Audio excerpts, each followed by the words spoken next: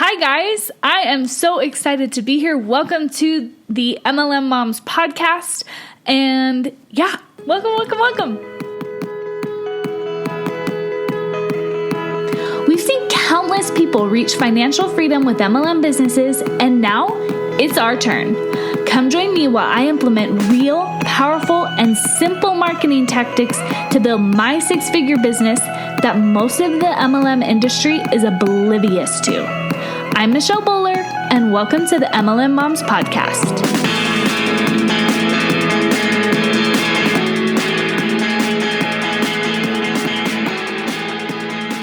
Okay, so I wanted to start out this podcast by explaining what this is all about.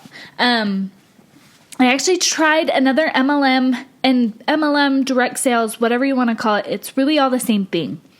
But a few years ago, I tried one before I joined the one I'm in now. And my husband and I had just finished our bachelors. We were on like a bit of a high. We had two daughters at the time who were 2 and 6 months old, and we had just finished our bachelor's degrees with no debt. So we were feeling pretty good. It was a ton of work. My husband had been in the Army Reserves while in school and had been doing the ROTC program. I was in school. He was in school. We literally did the pass a baby thing like on campus. So he had just become an officer in the Army, and we were graduated, and we were just feeling really accomplished and excited that we were done and we were, moving on to the next thing. But it wasn't a total victory yet, because the next thing in life for us was actually a very intense 22-month master's program for my husband. So we were moving for school, and he would start this program in a few months. And I remember there was a night, a few days after we had graduated, and we had already moved. We went from Idaho to Utah, and we spent the whole day getting our basement house situated. We were, in the basement of a house. We had our own little setup there, and got the kids to bed. And then we sat down on our old hand-me-down couch. Oh gosh, that couch. But we did a deep dive of what our expenses were going to be like for the next 2 years. Deep down, I knew that it was going to be a really long 2 years, and I really needed to figure out a way to bring in some money. So I actually looked into what it would cost to put the girls in daycare, even just a few days a week, but the rates were so high for that, even that entry-level job that I'd be able to get, that it wouldn't be worth it to work. But I kept looking, nothing too intense, but I read every article that would come up on Pinterest on how to save money or how to make money from home, because it financially didn't make sense for me to work out of the home, and we really wanted me to be with the kids, especially with how crazy my husband's schedule was, and with being in the Army and a crazy intense school program, he was gone a lot. So we wanted me to be present. But in the meantime, I had actually become a customer of an MLM, and I'm not going to say which one because I don't want to bash on any company. That's not the intent here. But my husband's cousin was in it, and we were really enjoying the products and seeing real benefits in our lives. So, of course, the conversation turned towards the business, and all of a sudden, I found myself on a phone call talking about signing up. And I was a total sucker for the pitch. I'd get to help people, I'd get a discount of the prices, and that kicker line of, can you imagine getting $500 plus more dollars coming in every month? And I was floored. I know $500 probably doesn't seem like a lot to many of you, but for us in our situation, that would be like getting manna from heaven. That would have meant that we wouldn't have to take out student loans, which were our saving grace. But again, I really hate debt. It also would have meant it would have kept us from having to use a little bit of food stamps, which, again, was a saving grace, but it really hit our pride and our stubborn side. That was actually a very difficult decision to make to start those. So I convinced my husband, though, that we should do it, and I just dove in. I did all the classics. I wrote a long list of the people who I knew who I thought would benefit from the products, then sent the same fairly generic message, but trying to be individual to all of them. And I'd post on social media pictures of me with the product, or just the product with a, you should do this too type message. And I honestly did try, and I'm not bashing my cousin or the company or anything. They're just doing what everybody else is doing, but that's what everyone has done since the 90s. But I really didn't like feeling like I was hunting for people, It just felt like a lot of pushing, a lot of chasing, and it never seemed to end. The whole passive income thing never seemed to happen, and it was honestly really discouraging. I was seeing other people be successful, and it just wasn't happening for me. I would bet, though, if you're listening to this podcast, you've probably experienced similar things. You've grown tired of the hunt for people to join and then not live up to the potential that you see in them. You've had thoughts of, man, if they would just do this. If this person would just join because they have XYZ and you can clearly see how that would explode in the business, but they're not willing to. You've probably been there and maybe even been that person. And honestly, that's okay. That first MLM experience was a really big dud. Just a huge dud. And while the MLM I'm in now, I've had much bigger success with selling, the recruiting, though, has been the same. Luckily, it only took a few months, though, to realize that I was being asked by my upline to do the exact thing I had done before. And I'm sure you guys have all heard the saying, the definition of insanity is doing the same thing over and over again and expecting different results. I realized that so many of these tactics that we were taught by the upline, by the company, they were really old. It's all very, very, very old tactics. Have you ever been in a phone store getting, either a new phone or something serviced or whatever, and someone comes in with a phone that's even just 5 years old or 10?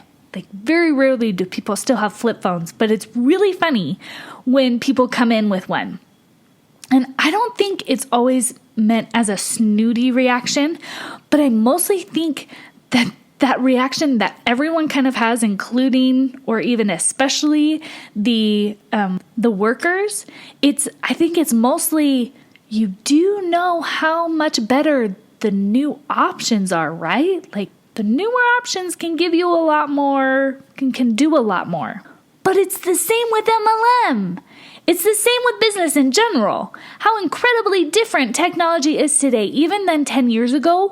Why on earth would we still be doing the exact same thing with our businesses? We have so many more options now. Yet for every MLM out there, the main tactic across the board is still sit down, write a list of 15 to 20 people, and then reach out to them continually until they buy your product or join your downline. Sometimes even with somebody breathing down your neck, making sure that you call everybody before you leave. Or there is this, I will give credit, there is a slightly newer one of do parties on Facebook, have your host add as many people as possible, and then spam everybody with posts about the company, whether they wanted to be added to the group or not. But that's how we get damaged relationships. That's how we become the person that everybody avoids at social gatherings. That's the person that everyone unfollows on Facebook, right? I needed something different to get me where I wanted to be. I knew that. After my husband finished his master program, we moved about an hour north of where he went to school for a residency at a hospital. He had gone to school to become a chaplain in the Army, and he needed experience to become an active duty chaplain. So he found a year-long residency, and it paid, what a residency pays. And let's just say we were now a family of 5, and it was a stretch. But we were actually making it work and even putting a little extra towards paying off all the student loans. But our cars were starting to get old and sounding clunky. Our clothes were looking a little old, and we just started to get into the phase of our marriage when we needed to start replacing things. And we were taking each expense at a time, handling it however we could. But then there was a day when my husband found out that because of a change in how the Army processes some paperwork, he wouldn't be able to start working as an active duty chaplain until close to January. And we were planning on early September. So now all of a sudden, we were trying to figure out how we were going to cover at least 4 months of expenses. Honestly, guys, that night was so stressful. We knew we were both very capable and hardworking, so we'd figure something out. But there's a quote in the movie Becoming Jane, and it's Jane Austen's story, and it's her father, and he says, "Nothing destroys the spirit like poverty." And that's how I felt. After years of being poor, penny-pinching students, I didn't want to do it anymore. I just didn't. The next day was grocery shopping day, and I typically make my list a few days before I go, but I made just a really silly mistake of not revising the list after hearing the news that we were going to have this unemployment phase.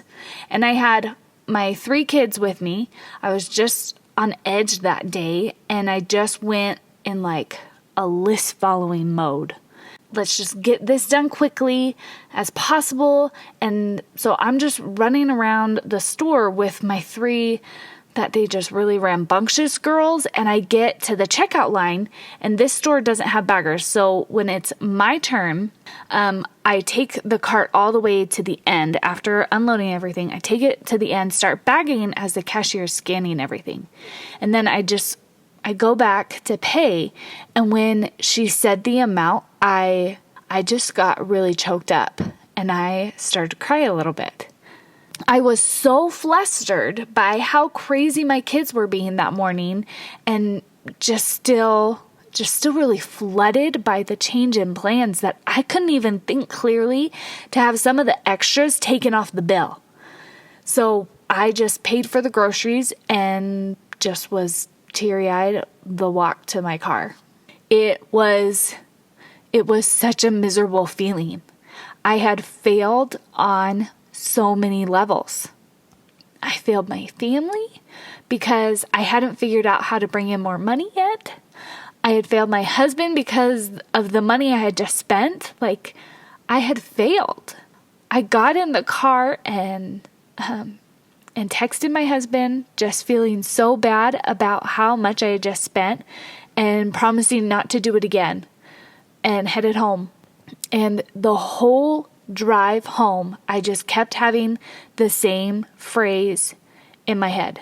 And keep in mind, I don't swear. I just don't even really like harsh words, but the entire drive, just the same phrases were in my head. Something has to change. You have to do something now and get your together. Just over and over again. So I did. I got my crap together. I found a mentor, Steven, to teach me how to make my business an actual business instead of just a hobby or a side hustle, because I needed real income. I didn't have time to waste anymore on chasing people who didn't want to be a part of what I was building. Didn't have time for that. One of my favorite quotes right now is from a brand strategist and just a really awesome person, Allison Faulkner, and she has, like, on Instagram and everything, her whole brand is called The Allison Show. She has a podcast called Awesome with Allison. Highly recommend that. And she says that you should only invest yourself in people who invest in you. So I'm applying that to my MLM. I'm not going to spend all my time asking every single living person I know if they're interested. I'm being smart, I'm using marketing tools, and I'm bringing people to me who want it. So this is my podcast. The podcast is my journey. I want to be very clear, though, of where I am. First of all, I don't want to give anybody the impression that I'm already successful and that's why they should listen. I'm not saying it's not valuable to listen to people who are higher up and have already made it, but I'm I'm just kind of tired of seeing people who are already successful. I've been wanting to see someone kind of in the thick of it. I've been wanting to see the journey. I didn't want to hear just do the work. I think it's helpful to know what the work is. And that's a big reason why I'm documenting this. I want you to be able to see exactly what works and what doesn't. I also want there to be a paper trail so then people can see that the success came from a real place, because I am going to make it. I don't have a whole bunch of funding. I don't have a business background. I don't have anything special that's making me fly. I'm making me fly. There's no outside circumstances. I'm just using key marketing tactics and I'm getting rid of old bad habits. I really want to be able to look back and show people this kind of stuff doesn't happen to people. They make it happen. And you can do it too. So I've been in my MLM for 9 months now. It's going well and I'm steady in sales, but I don't have any recruits yet. The old tactics just really aren't working for me, and I've tried. So in January, I bought a crazy awesome new course that is out, and I've been going through that the last few months, and now I'm working on implementing all this magic. So this whole podcast is about how to work MLM, direct sales, network marketing, whatever you want to call it, without bugging friends and family. I'm not going to build my business on their backs. I'm not going to corner my neighbors every time I see them asking if they're ready to purchase or join, even though they may have expressed interest. I really want to share with you everything I've been learning because it's seriously blowing me away. It's amazing. Every lesson, every module, I'm like, what? Basically, what I'm doing is I'm using sales funnels, which is essentially a website on steroids. It's just a series of web pages that take your customer through a proven, higher converting sales process online. It's magic, pure magic. And because it's online, I'll be able to go to sleep or take the day off for family things and still be able to come back to someone asking to be on my downline. Asking. That's a key. I'm not chasing people. I am doing things in a way that bring people to me. I especially love it because, like I said before, I have 3 little girls now. And surprise, not only do they want attention, but they get sick. They have cute little dance performances. Stuff comes up in life, For goodness sakes, my husband's in the Army. We move every 2 or 3 years, and I have to be able to get the house ready and to handle all that. But it doesn't matter because the funnels are always working. I can work less, but do more because of that. So do you see why I'm so excited for this, for all my fellow moms out there? This is huge. For years, I've seen these ads post, they pop up with someone almost always at the beach, which I can't blame them. I grew up in Southern California. I love the beach. But it's always saying something like, love my job that lets me work wherever I want and lets me play at the beach all day.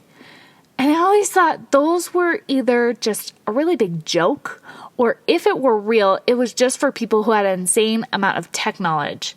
But now that I'm building this for myself, I'm realizing that anyone can do this.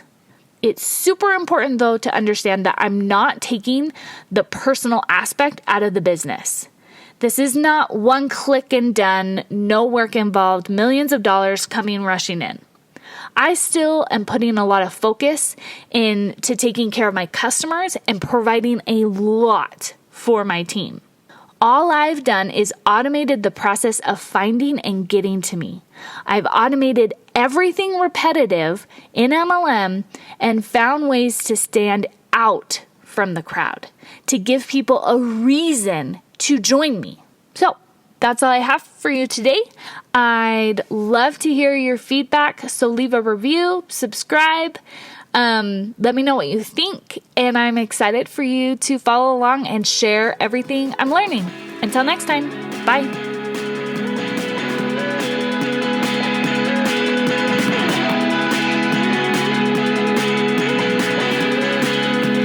Finally, ladies, thanks for listening. Make sure you remember to subscribe, and I'd really love to hear your feedback, so don't forget to leave a quick review.